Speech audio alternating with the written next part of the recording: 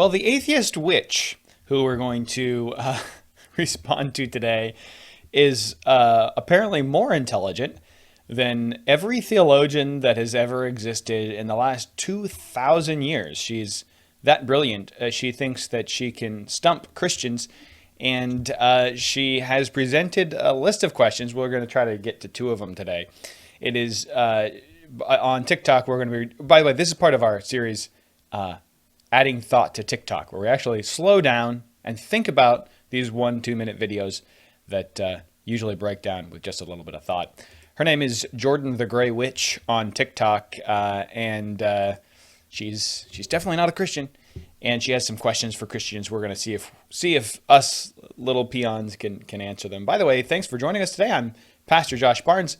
This is Justin Barnes, and this is the show where we're unashamed to look at political, social, cultural, and even theological issues from a biblical worldview. We do that because Jesus died on the cross and he rose from the dead.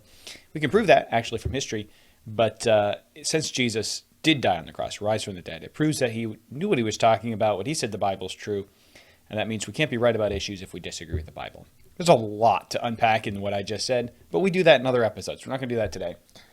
Justin, you ready to listen to an atheist witch try to dismantle your Christianity? Are you strong enough in your faith to deal with this?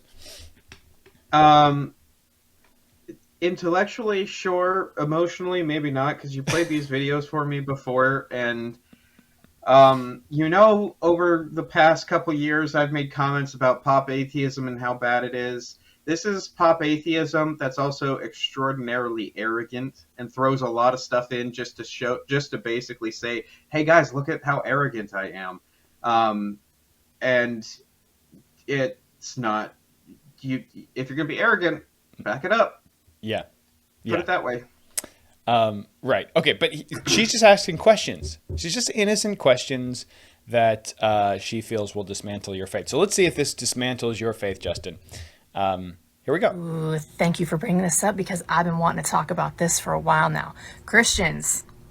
Question for the Christians. Number 3. Here we go. If your God, all-knowing, all-powerful, omnipotent God, made all of us by his own hand, he created us exactly the way that we are. That's what you believe, right? If your God made me into the atheist that I am, and he gave me the free will to believe or to disbelieve, when you pray for me, asking God to save me, how is that not a contradiction of your own God's will to have created me exactly the way that I am? How would he answer your prayer for me without directly voiding my free will, which is to remain religion free? How would he do that? How is your prayer not a complete waste of your and his time? Because he can't answer your prayer. He can't void my free will that he's given me. How is he going to save me? And why are you so arrogant to believe that you know better than your own God? So that was actually a lot of questions for Christian. There was several questions in that, and we're actually going to slow it down. We're going to break it down because we're going to try to do 15 minutes to half the show on each one of these, videos. We have 2 of them that we want to get to today. I don't know, Justin. Is it a waste of time? She says it's a waste of your time and God's time to pray for her. On that very point, I was going to say maybe she doesn't understand Christian theology. God's outside of time. There's no wasting God's time. That's exactly what I was thinking. So actually, he's cool with it. I asked. This could be a very, very, very simple response in Christian theology, which she apparently does not know. Because this woman does not listen to the other side, or at least she doesn't let on if she does. Because if she's heard the very easy, obvious rebuttals to the positions that she outlines in the videos we're playing today, they're everywhere. If you actually wanted answers to these, they're out there, very, very easy, very obvious. But if she's actually watched them, she doesn't let on because she's not interacting with them. But this one's actually very easy. There's something called the prescriptive will of God and something called the descriptive will of God. Prescriptive will of God is what God is working in his own grand plan. For example, the Bible tells us that the crucifixion of Christ was God's plan from the foundation of the world. However, the prescriptive will of God is what God commands of us. Murder is outlawed. So the murder of Christ was a sin, yet God decreed and worked, depending on your theology, however you want to word this, but God worked that Christ would be murdered. In other words, God can be working something out in a meta sense, but also be giving us commands to do something to work on us in the time-bound sense. So when God tells us to pray for people, he doesn't give us the promise that he's going to save them. He gives us the command to pray for them. Half of that, at least, is to change us, to give us a heart for people like Paul had for Israel, that he wanted them to be saved so badly he wished he could be damned to hell for them. That's not that difficult. There's a lot more we could say. There's tons of deep theology we could get into here, but this is not a tough one. Yeah, it just seems so, well, on every level, like on the surface level, on the deeper level, on every single level, this is just not a good argument. Besides the fact that, as I mentioned earlier, for thousands of years, theologians have discussed concepts like this, and this is not a question that has ever been a problem for Christians who have thought about it much more than you have, Jordan, the Grey Witch. So to think that this is going to trip us up now is kind of laughable. She's targeting Christians who really don't know what they believe. And no, she's not. She's targeting atheists to keep them in the camp. Well, because especially with the next video we're gonna play, she throws in so much that she's not trying to be winsome to reach the other side. She's trying to. Well, she might try to intimidate Christians who get intimidated by this sort of bluster. But she's not trying to actually argue anyone into her atheism. Yeah, okay. That's not what's happening. So without trying to assume on her intentions, right? Because I don't know what they are, and she may not be accomplishing her intentions. What she's accomplishing is, if she's convincing any Christians, they're Christians who don't know what they believe. Right. I'm not sure, Jordan, if you watch the video, which I'm sure you don't watch Point of View. This is probably not your type of show. But if you do watch the show, whatever your intentions are, your only thing you're accomplishing is reaching Christians who don't know what they believe, because it's nonsense. I mean, if we are correct, and by the way, we are, but if we're correct and God is sovereign and he made you not just made you, but made you be an atheist, which is a debate among Christians. But if God is sovereign and he made you be an atheist, wait a minute, you just said you have free will on our view, and that he can't make you not be an atheist. Well, you can't have it both ways. If he made you be an atheist, well, then God doesn't give you free will, and therefore he could make you a Christian. And if God didn't make you an atheist, then you do have free will, and he didn't make you an atheist. So she's conflating these two different concepts of free will and God's predetermination of all things, which there is some debate about that. And she's using both of them and then saying, don't you see how this contradicts? Yeah, that's why nobody holds that view. Nobody believes that God made you an atheist without your free will and then won't change you because he won't override your free will. Like, no argument takes that position. That's why we have camps called Calvinism and whatever you want to call it, Arminianism, non-Calvinism, and you also have Molinism. That's why there are clear, distinct camps of people, because there are careful thinkers in the Christian community, which clearly she's not reflecting a careful thinking community. That's okay, different strokes.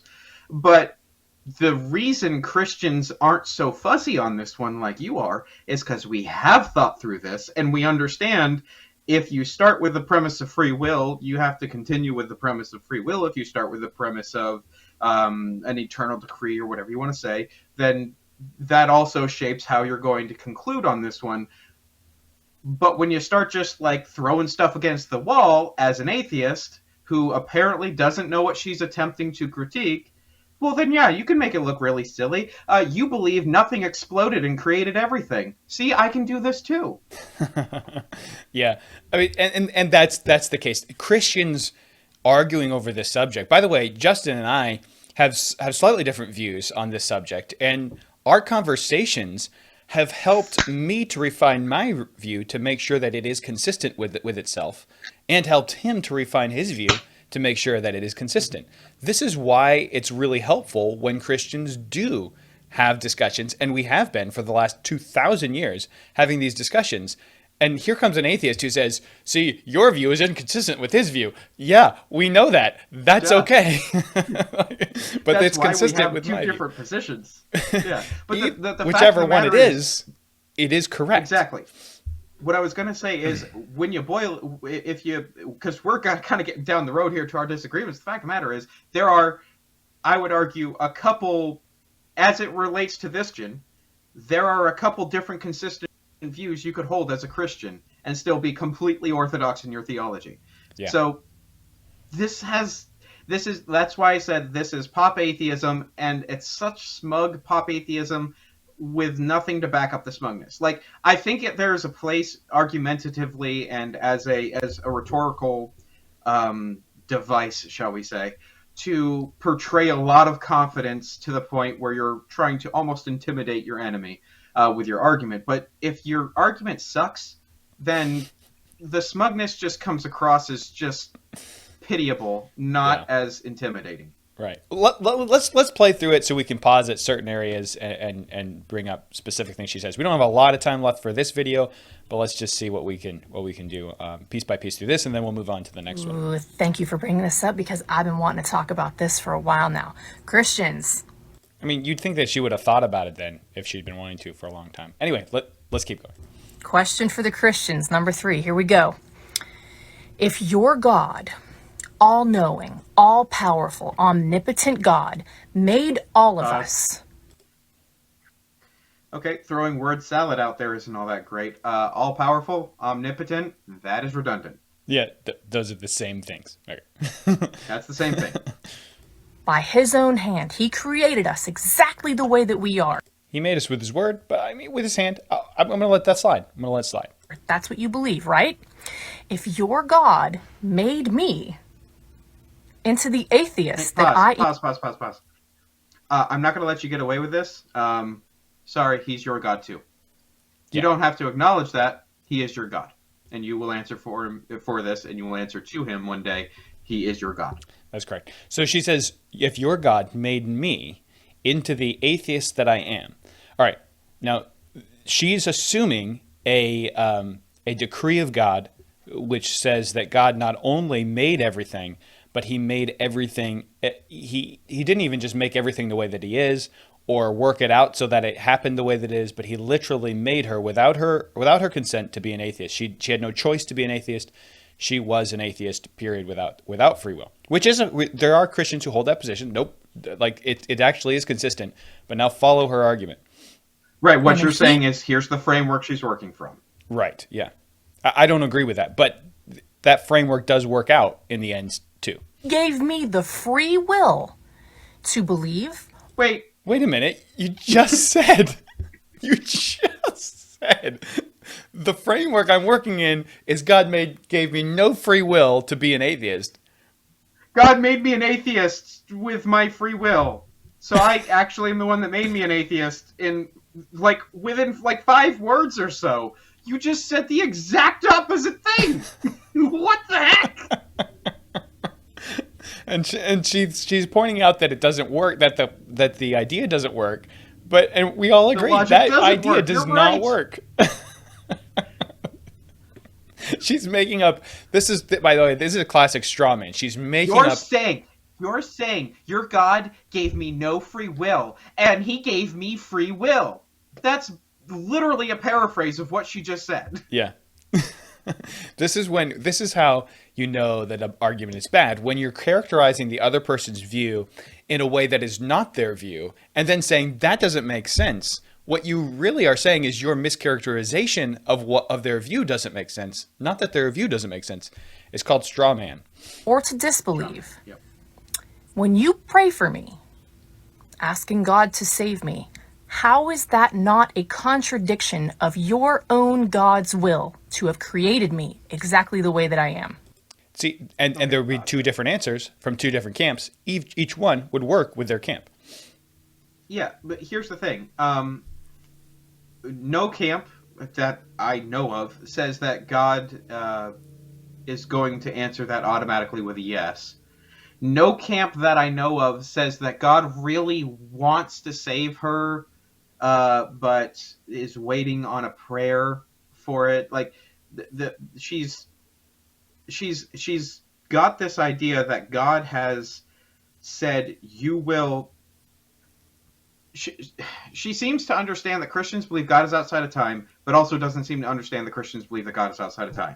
Because if God say, okay, so let's take the Calvinistic route here, where God has eternally decreed from creation past, this point in time, she is going to be an atheist. He also decreed that you pray for her. Yeah, he's also commanded that you pray for people, and and commanded us to seek the salvation of the lost, to bring the gospel to every creature, to every ethnicity, pantata ethne in the Greek. In a Calvinist theology here, if, say, God has decreed that at this point in time she's going to be an atheist, God isn't so rigid that means that he also decreed that at the end of your life you're going to be an atheist. Mm-hmm. Here's the thing in Calvinism, and Josh, I'll let you explain from your perspective here in a second. In Calvinism, if God has decreed the ends and the means, but also has given us commands. He has given us. There's a eternal decree. Sorry, I'm getting a little scattered here. I'll try to focus, but there's a lot of theology here. God has determined what is going to happen in Calvinism, but also given us commands that do not factor in us knowing that eternal decree. So I don't know who is going to be saved. I don't know who the elect are. I have just been commanded to pray for the lost and to try to reach them with the gospel. And in doing so, I am fulfilling the will of my God. Yeah, there is no contradiction. In a nutshell, if God, if there is no free will in the sense that she's talking about it, and God made her an atheist, God may have in mind, we don't know, to make her a Christian later. And Correct. He has certainly told me to pray for that result.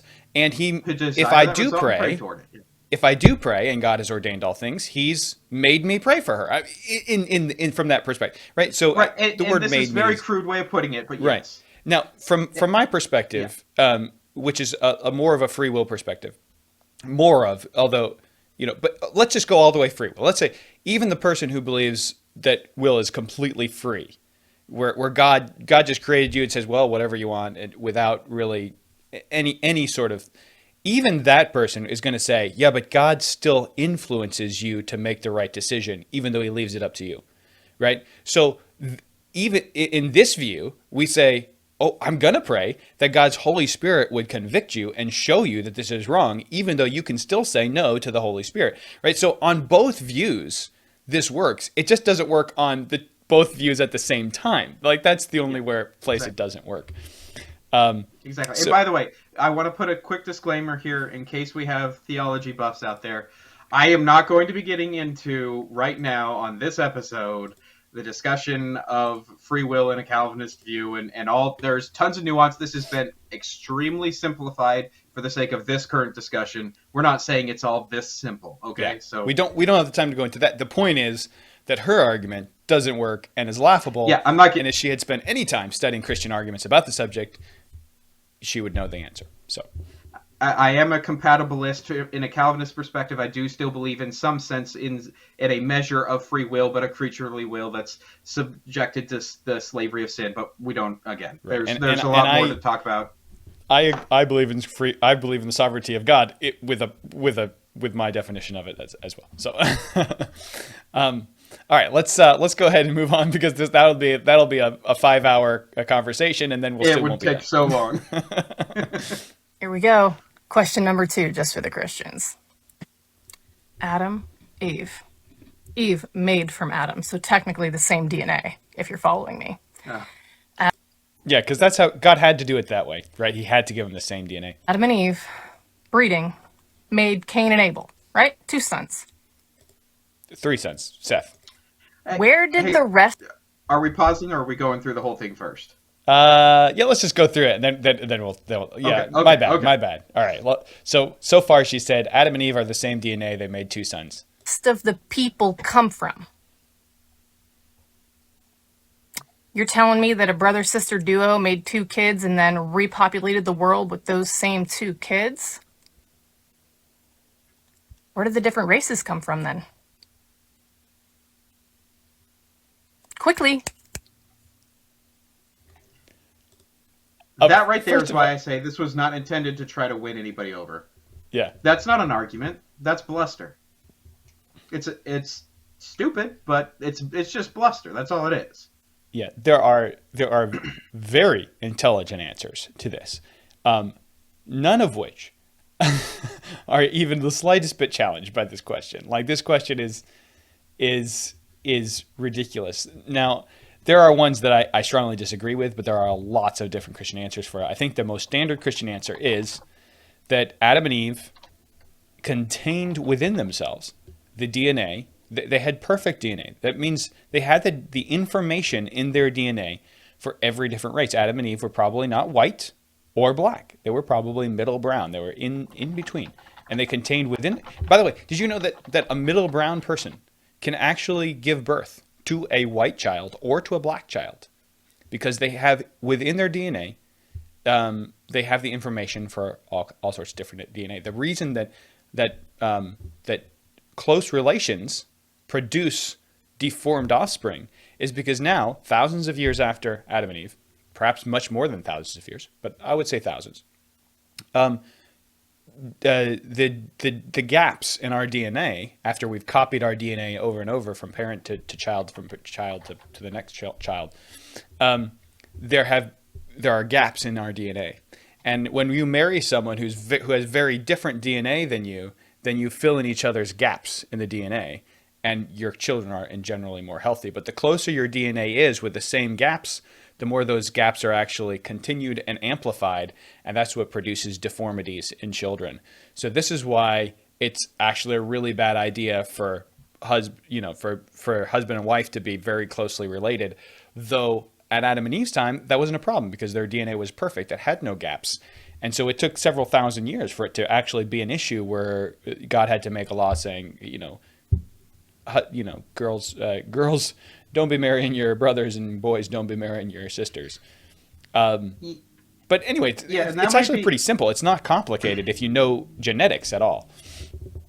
It's not that complicated. I mean, though I don't know if I want to get into a genetics lecture with somebody who thinks that ribs are how people are normally made. Therefore, if a rib is taken from somebody, then the DNA as if there was no miraculous element to this whole process. Therefore, we can assume they had the same genetics. Okay, sure. That's an approach, I guess. Not I think the best presupposition to bring to the text, but also she makes an assumption there. I don't know if you caught it. She says that they had 2 kids, Cain and Abel, and then somehow they repopulated the whole earth with those 2 kids. No, that's not what the Bible says. They had, first of all, 3 kids mentioned in Genesis 4. That would be Cain, Abel, and Seth. But then Genesis 5 says that and the days of Adam after he begot Seth were 800 years, and he begot sons and daughters. There you go. So no, it wasn't 4 dudes and Eve repopulating the earth. There were sons and daughters, and they were repopulating, and as Josh just explained, there was no need for any sort of distinction between the close relationships because genetically it wasn't a problem. Once God saw that it would be a problem, I put that sort of colloquially, obviously God knew, but when God knew that it would be a problem eventually and put it into the Old Testament law, but until that time it was not an issue. And it's really not that complicated. Again, this is one of those things that if you're a Christian, there are plenty, or if you're an atheist who actually wants an answer to this question from Christians, there are plenty of resources on this. This is not a tough one, not a hard one. This isn't not a blow against Christianity if you're informed at all. She either doesn't listen to the other side or does and doesn't want you to listen to the other side because she knows her arguments are bad. Yeah. It sounds like she's done a lot of thinking on this on her own and hasn't had actual Christians who ever have been acquainted with actual questions to bounce these things off of. So we're here to provide a service for her, actually, and to help her out answering these questions. So I hope you find this helpful, Jordan.